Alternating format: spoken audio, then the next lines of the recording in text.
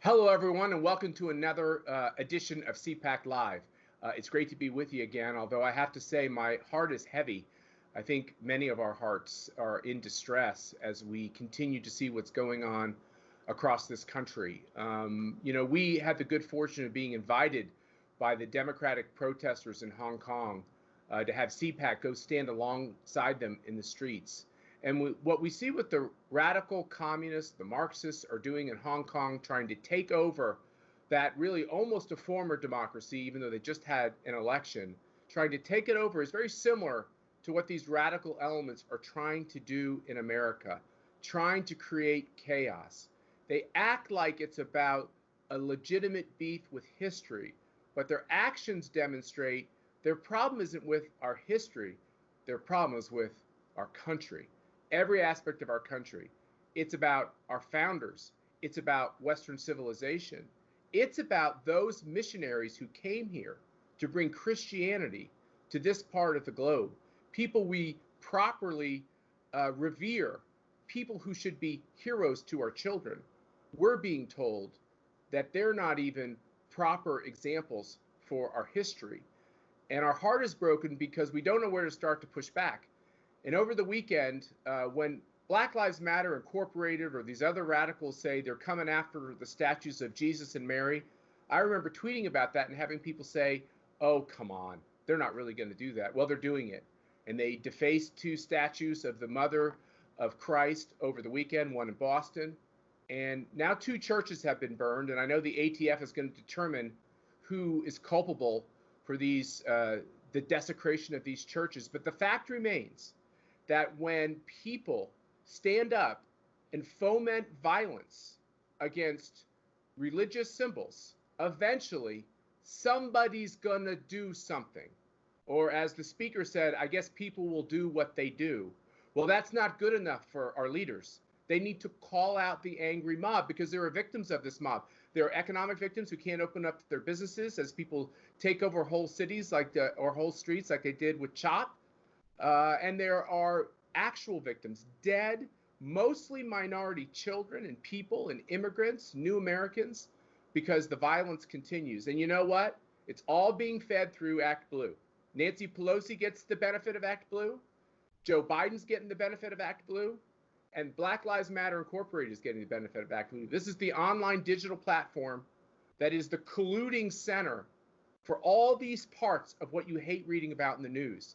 Nancy Pelosi is the beneficiary of Act Blue. Joe Biden is the beneficiary of Act Blue. It just so happens that's the same entity by which these radicalized groups are being funded. It's perhaps why they won't call them out.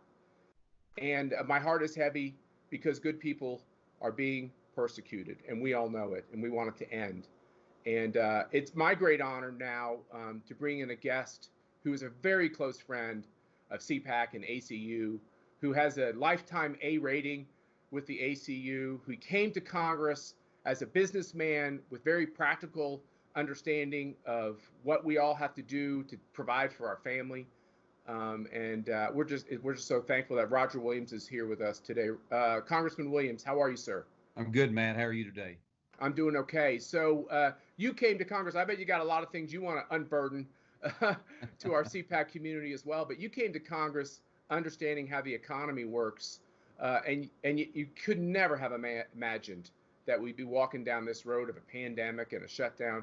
Is there hope on the economic front?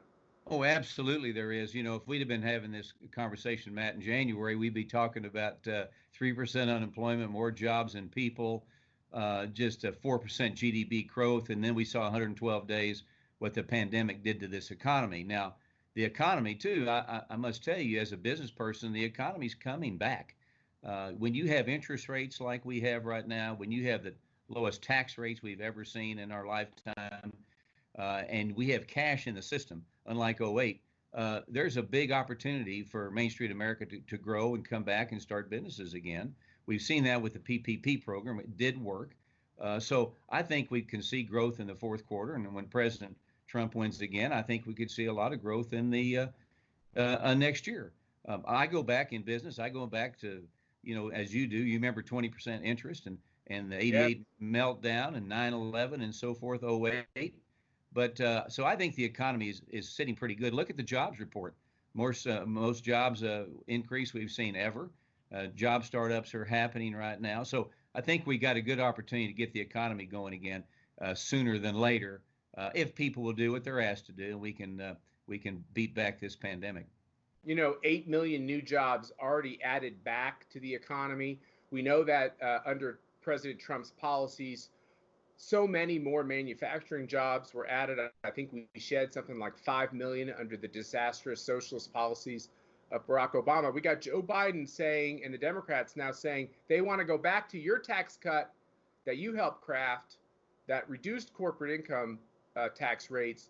He says he wants to raise it by a third. Is there any way that American manufacturers could survive with all those Obama regulations put back on the economy and corporate taxes now becoming uncompetitive with the globe?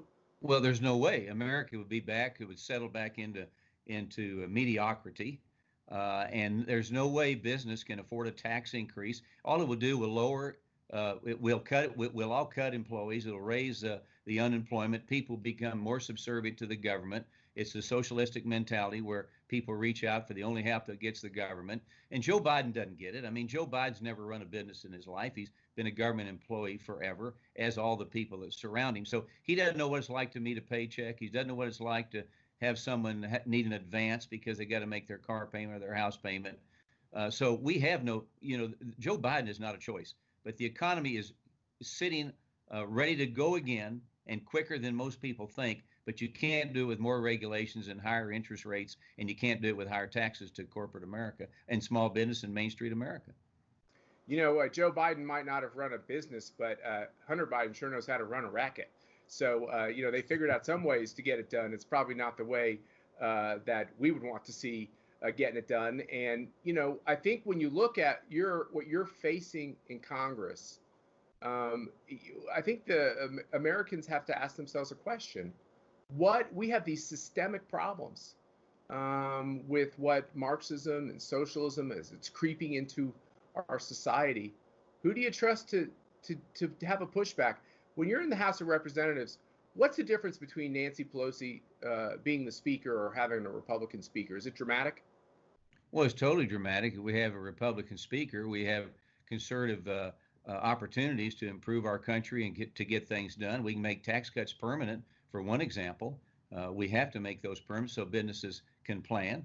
We'll have everything from a stronger military to all the things that make the country great and empower individuals and not the government. The government, as you know, Matt, can create a job, but the government can't create net worth.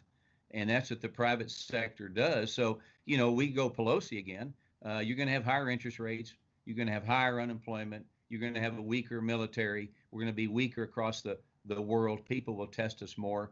And it will not be a good formula for the future of our country and our kids and our grandkids. When I said in the opening to the show, Congressman Williams, that I thought Nancy Pelosi's response to the question about the destruction of these statues, the illegal violence that's occurring all over the country, she just poo-pooed it. Well, I guess some people are going to do some things. I mean, what was your reaction to that? Am I being too harsh? No, it made me sick. I mean, I'm sure if it's so bad now, Democrats or Madam Speaker, why wasn't it bad 20 years ago, 15 years ago? Why wasn't it bad when your father was honoring statues in Baltimore for Southern leaders? And so why is it bad now when it wasn't bad before?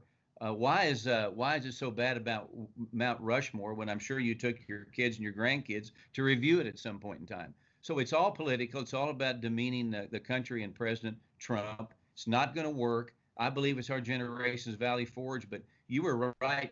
People have to stand up. The president's taught us to fight. We have to fight now like we've never fought before.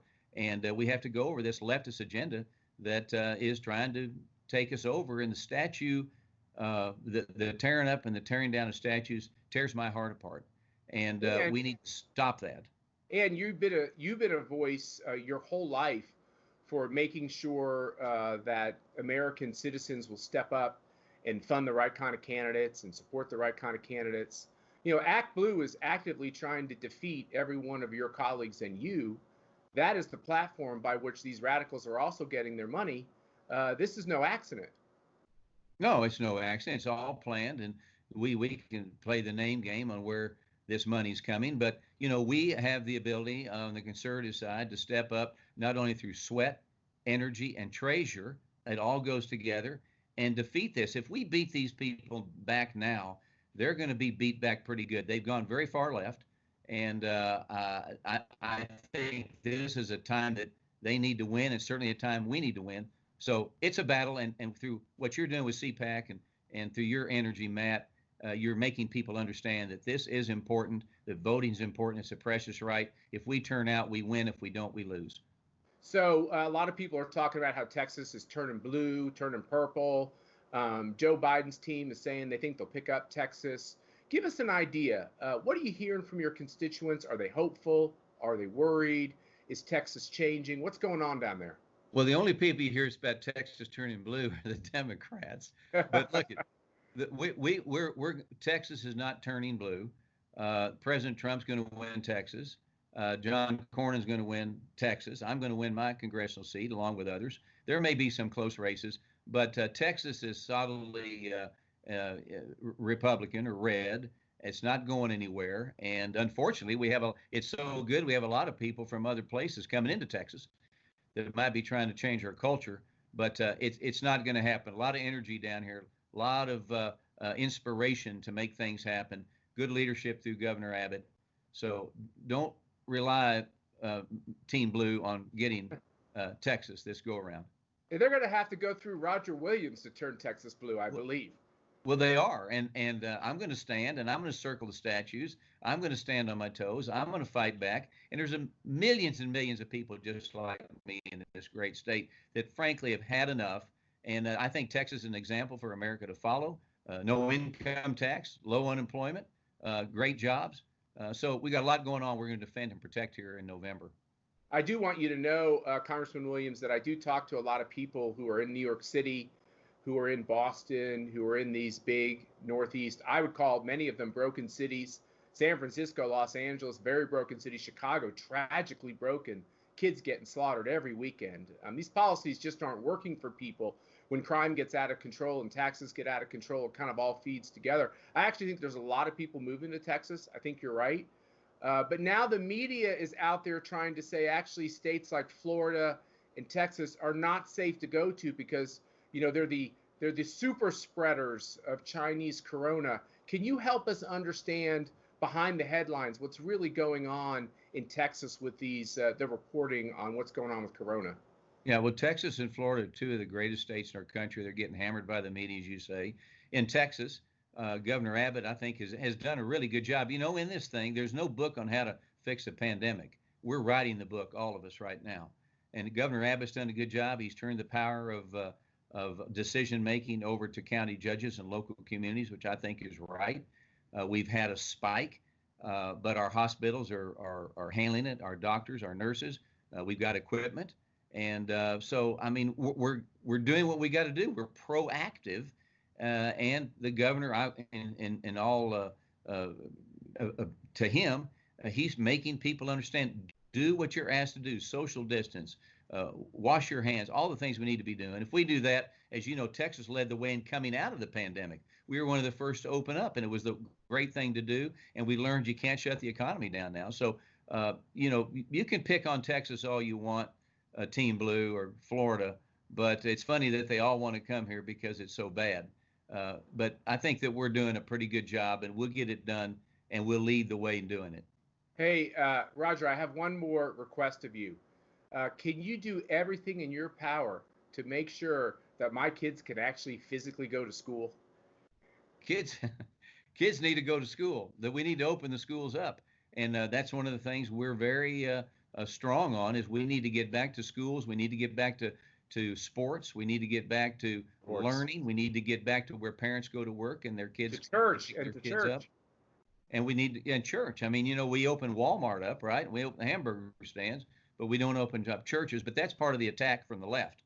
That's and right. We've got to realize that, and we've got to open our churches, open our schools, get back to normal, have a smile on our face. Right now, wearing a mask, a lot of kids can't see smiles. Right. We need to get back to that. So I feel good about it. It's a challenging time for all of us between now and November. We can't take days off. We need to take them on. Can't give in and can't give out. At the end of the day, we'll win. I feel better having talked to you, Roger Williams. I always do. You always give me these pep me up texts when you see me on TV, and I try to do the same to you, because this could be the fight of our lifetime, and having you on the team is a big deal, and we appreciate everything you do for CPAC, always appearing and helping us in every way. Thanks for being with us today, Roger Williams. God bless you, and it's an honor, Matt. And tell your beautiful wife hi. She's the best. And today, guess what, is our 18th anniversary. So you didn't even know that. You've got really good timing. She needs a trophy or a flag flown over the Capitol to honor her. For being married to me? Oh, yeah. My God, yeah. Now, my biggest job as a husband to go find a restaurant that's open where she doesn't have to cover up her beautiful face.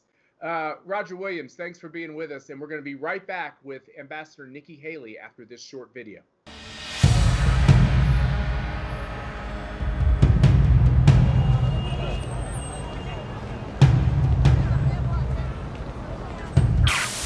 Protesters in Hong Kong are begging the United States, and specifically President Trump, to help them in their fight for democracy. Tonight, some prominent American conservatives are meeting them in the semi-autonomous territory.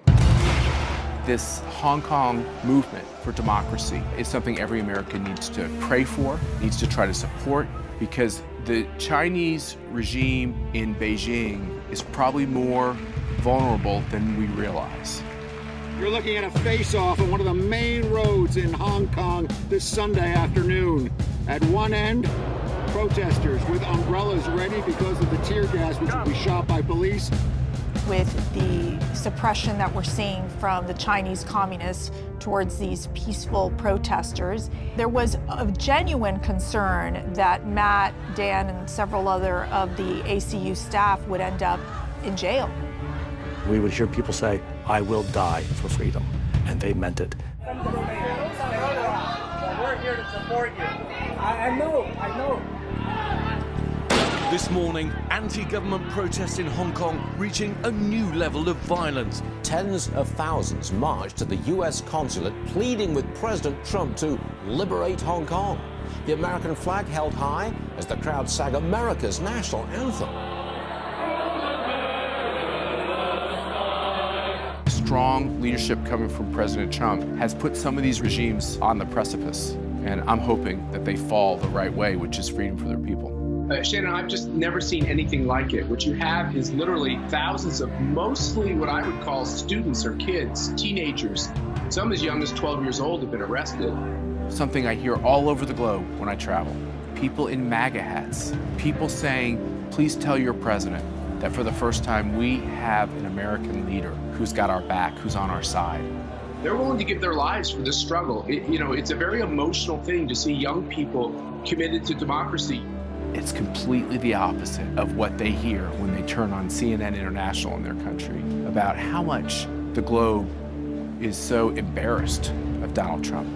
The movement is now receiving support from members of the Conservative Political Action Conference here in the U.S. The conservative group joined student protesters, some as young as 12. I had a young man come up to me. I looked very American clearly on the streets of Hong Kong, and he said, "Are you with CPAC?" And I said, "Yeah, I'm with CPAC." He goes, "Thank you for being here with me." It makes you almost want to tear up. These are really important times. Our last night in Hong Kong, this great patriot who stands for freedom, Jimmy Lai, invited us to his house. And when we showed up at Jimmy's house, there were members of the media who were essentially communist spies from media outlets owned by the communist regime in Beijing. They were there to harass us, to make us feel unsafe. Filming us as we were walking in, videotaping us, recording who we are, why we were there. We had this conversation around the table. What's at stake? What are the chances that this comes out well for the people of Hong Kong? What are the chances that a Tiananmen Square type episode occurs? Will there be this violent, bloody crackdown? And as we said our goodbyes, we headed back to our hotel. We all went to sleep, and not many hours later, we were woken up to the news. The home of Hong Kong media tycoon Jimmy Lai was attacked early Thursday morning by a firebombing. Two masked men lit glass bottles on fire in front of Lai's residence and lobbed them at the gate. The firebombs were seen as an act of intimidation against the pro-democracy tycoon. They were sending us a very clear message. Don't meet with Jimmy. They were sending Jimmy a very clear message. don't meet with the CPAC guys. And I think they were also sending us a message that it was time for us to leave. What a great but tragic clip about what's going on in Hong Kong. And as I mentioned earlier in the show, CPAC was invited to stand with the protesters, and we want to go back. Things are dire. And one of the most strident and important voices in taking on this outrageous activities of the communist government in China is former ambassador to the United Nations, Nikki Haley. Ambassador, thanks for joining us on CPAC Live. Thanks so much, Matt. It's great to be with you. We loved having you at CPAC this year. I loved how you walked down to the hub and just addressed all the attendees. There's a real hunger out there with just average, everyday Americans who love their country to see people stand up and defend what has made this country great. And one of those things is standing with our democratic brothers and sisters overseas. When you see what's going on in Hong Kong, what's your reaction?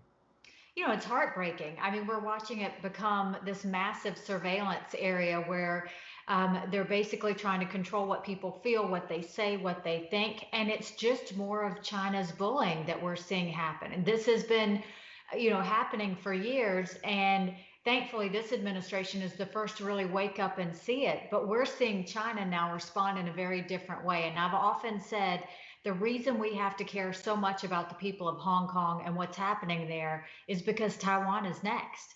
And China is set on its strategy. They are full speed ahead. And the U.S. needs to wake up and make sure that we're standing strong to them, and we're standing strong for anybody that wants a democracy. You know, we've had 3 CPACs in Tokyo, Japan. We had a CPAC in South Korea. We have people reaching out to us from India to do a CPAC there. Obviously, Chinese corona has halted some of our more ambitious travel plans, but it doesn't, as you so correctly say, the people of Taiwan are worried, the people of India are worried, the people of Australia are worried, the people of Japan are worried, obviously the people in South Korea are worried. That whole neighborhood, this doesn't end. They will continue to try to have this domination, and we've got to take steps now. Well, it's interesting because they're all worried, but if you saw the news today, the world has a lot more to be worried about. Iran and China came in on a trade and military deal together. Now you're going to see China have much more influence on Iran. Now that's happening because Iran's feeling the burn of the sanctions from the United States. It's also happening because China's feeling threatened and they're trying to get control.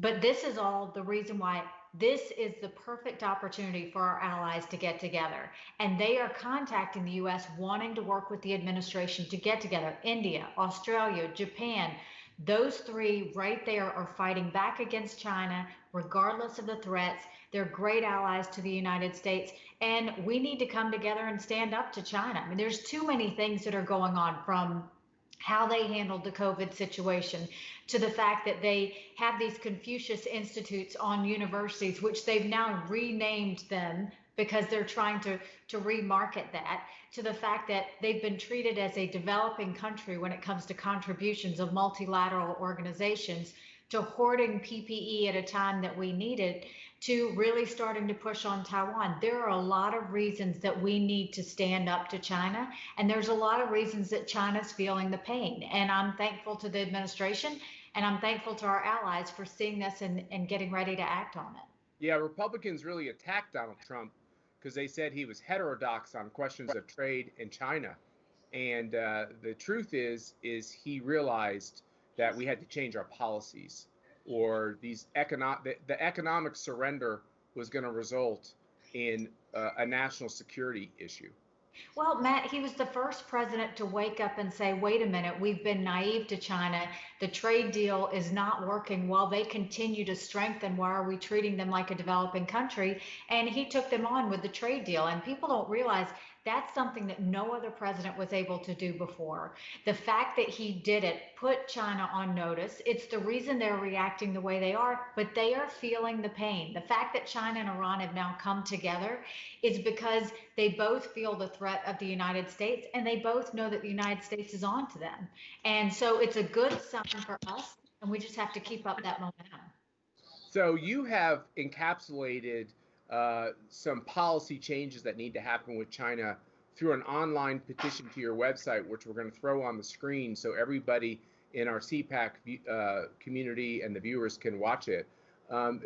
Those 5 steps, you've walked them out. What are you going to do with people who sign up, like the people watching the show, with this petition? Well, it's stopcommunistchina.com, and we've had almost 500,000 people sign on to the petition. I was on the call with about 60 congressional members a couple of weeks ago. They have all received the petition, and basically the petition is saying, look, we've got to start bringing products and manufacturing back to the United States, and it gives policies on how we do that. It says we have to stop treating China as a developing country, and it talks about how we make that change in multilateral organizations. It says that we need to hold universities accountable and know exactly how much money they're taking from China and what they're having to do in return. And it's basically saying that, look, we need to start supporting Taiwan, and these are the measures to do that. So we are turning those 500,000 people over to Congress saying, look, people want you to act. These are the policies, and they already came out with a report that encapsulated a lot of those policies in there. We're going to continue to push those and help support Congress and the president in getting these things done.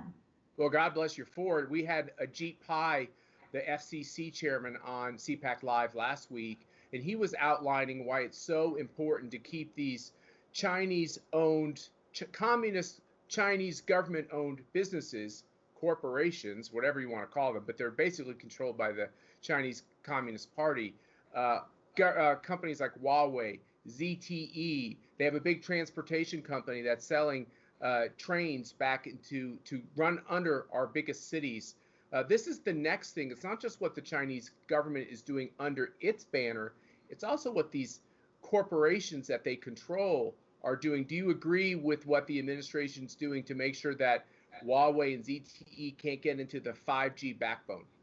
Absolutely. And let me tell you what happened, Matt. While we were going through COVID, while the world was standing still at one moment in time, and every country was fighting for the survival of its people, do you know what China was doing?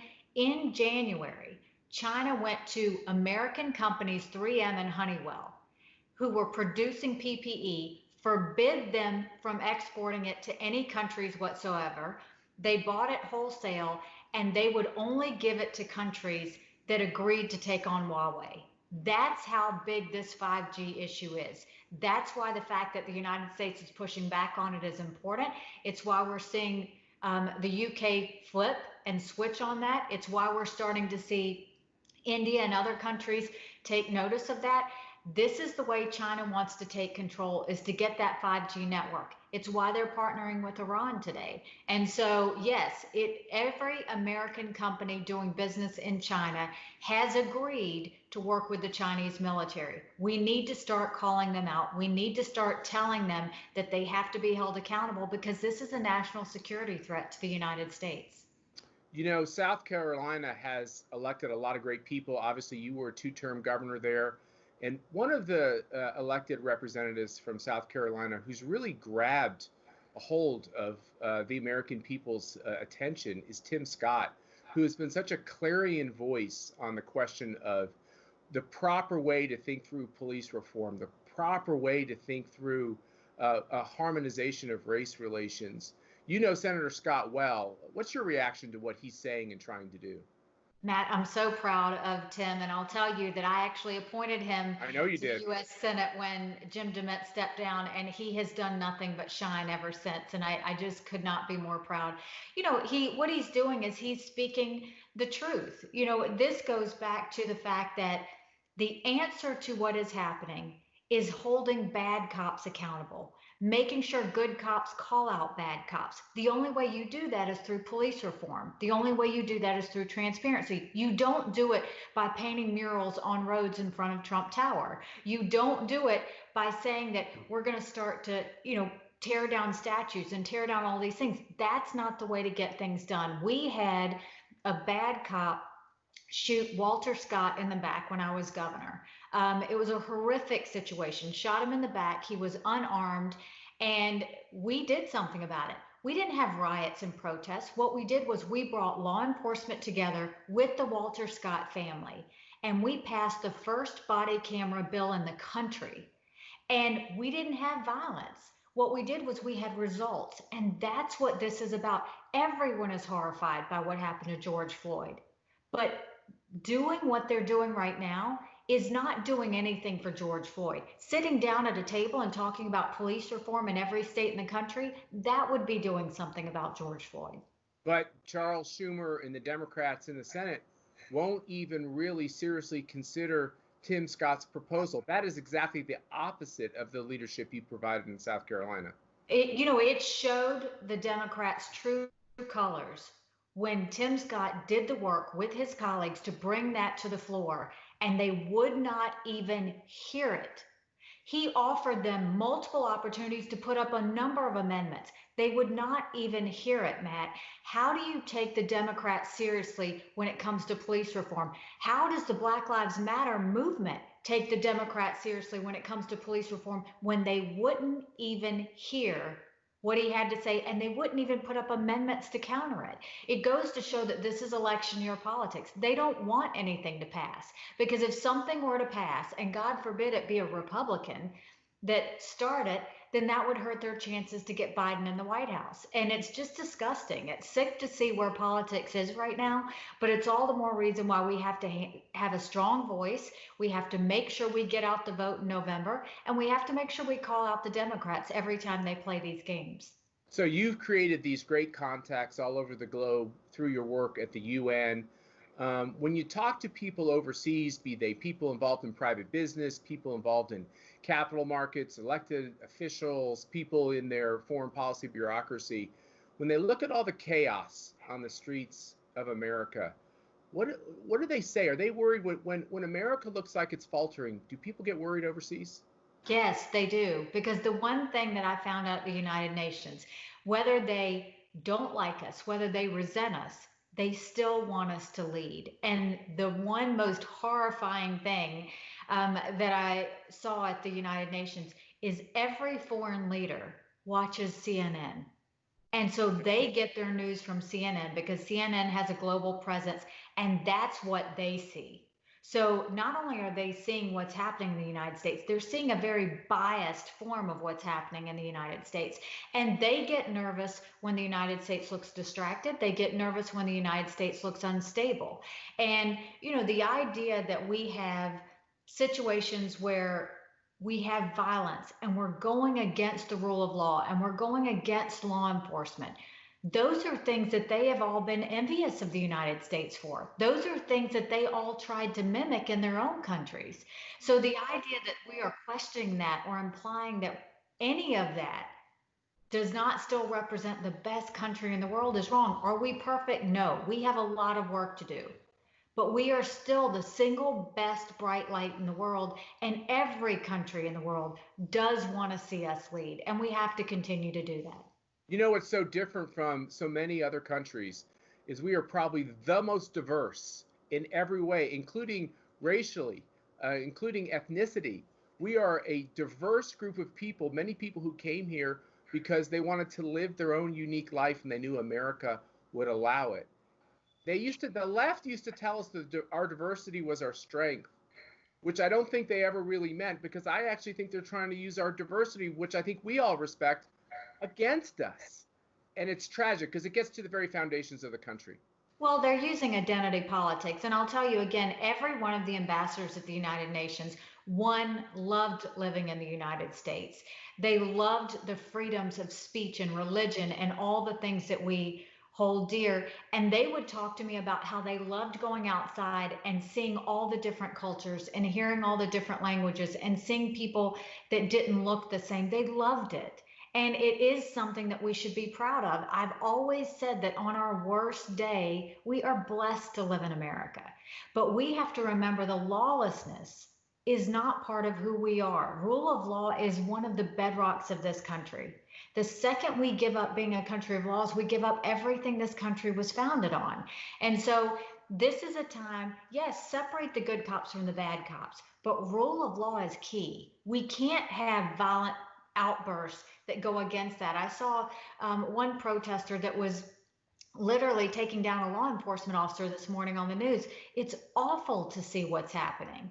But I do think, Matt, We had to go through this to get to our better days. We will come out of this stronger and better than ever, but we will only come out of this when people want results, not shouting, not yelling, not drama, but they actually want results. Because at the end of the day, that's what's going to bring peace back to America.